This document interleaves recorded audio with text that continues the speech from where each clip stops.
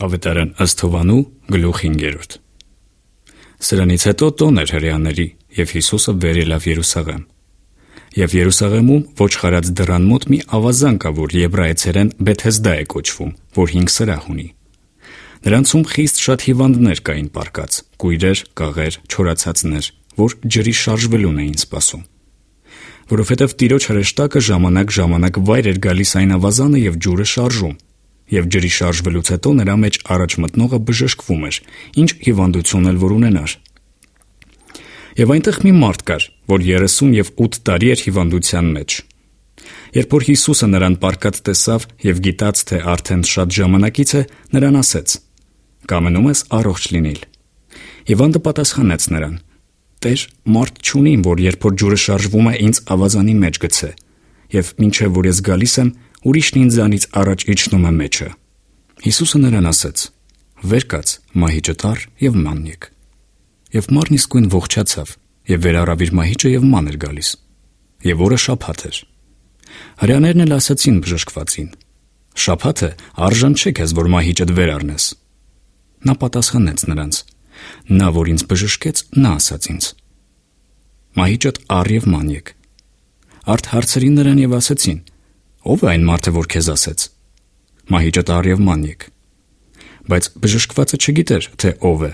որովհետև Հիսուսը այնտեղի ամբոխի պատճառովը խույս տվավ։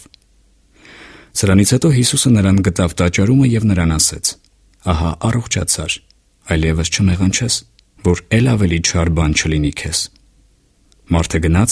և հրեաներին պատմեց, թե Հիսուսն է, որ նրան առողջացրել է։ Եվ նրա համար հրեաները Հիսուսին հալածում էին և ուզում էին նրան սպանել, որ շաբաթ օրն անում էր այն բանը։ Եվ Հիսուսը պատասխանեց նրանց. «Իմ Հայրը մինչև հիմա գործում է, և ես էլ գործում եմ»։ Նրա համար հրեաներն էլ ավելի ուզում էին սպանել նրան, որ ոչ թե միայն շաբաթ օրն էր քանդում, այլ Աստծուն էր իրան Հայր էր ասում, իր անձն Աստծուն հավասար անելով։ Հիսուսը պատասխանեց և ասեց նրանց. «Ճշմարիտ, ճշմարիտ ասում եմ ձեզ, թե որդին իրանից կարող չէ ոչինչ անել, թե որ չտեսնե հորն անելիս։ Որովհետև ինչ որ նա անում է, հենց որդին էլ այն բանը նրա նման է անում։ Որովհետև Հայրը սիրում է որդուն և ամեն բան ցույց է տալիս նրան, որ ինքն անում է, և սրանցից էլ ավելի մեծ գործեր ցույց կտա նրան, որ դուք զարմանաք։ Որովհետև ինչպես որ Հայրը մեռելներին հարուցանում է և կենդանի անում, այնպես էլ որդին, որոնց որ կամենում է, կենդանի է անում։ Որովհետև Հայրը ոչ մեկին էլ չի դատում, այլ ամեն դատաստանը տվավ որդուն, որ ամենքը պատվեն որդուն, ինչպես որ պատվում են հորը։ Որդուն չպատվողը հորն էլ չի պատվում, որ ուղարկեց նրան։ Ճշմարիտ, ճշմարիտ ասում եմ ձեզ, թե իմ խոսքը լսողը և ինձ ուղարկողին հավատացողը հավիտենական կյանք ունի, և դատաստան չի մտնել, այլ մահիցը փոխվեցավ դեպի կյանք։ Ճշմարիտ, ճշմարիտ ասում եմ ձեզ, թե ժամանակ կգա և հիմա է, որ մեռելներն Աստծո որդու ձայնը կլսեն և լսողները կապրին։ Որովհետև ինչպես որ Հայրն իր անձումը կյանք ունի, այնպես էլ որդուն տվավ, որ իր անձումն կյանք ունենա։ Եվ նրան իշխանություն տվավ, որ դատաստան էլ անե, որովհետև մարդի որդի է։ Սրա վրա մի զարմանաք, որովհետև ժամանակ կգա, որ ամենքը, որ գերեզմաններումն են, նրա ձայնը կլսեն, և դուրս կգան նրանք, որ բարի են գործել, դեպի կյանքի հարությունը, և նրանք, որ չար են արել, դեպի դատաստանի հարությունը։ Ես ինձանից չեմ կարող ոչինչ անել, ինչպես լսում եմ, այնպես եմ դատում, և իմ դատաստանն արդար է, որովհետև իմ կամքը չեմ որոնում, այլ ինձ ուղարկող հոր կամքը։ Եթե ես ինձ համար վկայեմ, իմ վկայությունը ճշմարիտ չէ, ուրիշն է, որ ինձ համար վկայում է, և ես գիտեմ, որ ճշմարիտ է այն վկայությունը, որ վկայում է ինձ համար։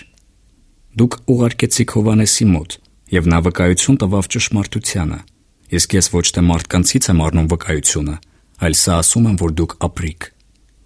Նա այն ճրագն էր, որ վառվում էր և լույս էր տալիս, և դուք կամեցաք միառժամանակ ուրախանալ նրա լույսովը։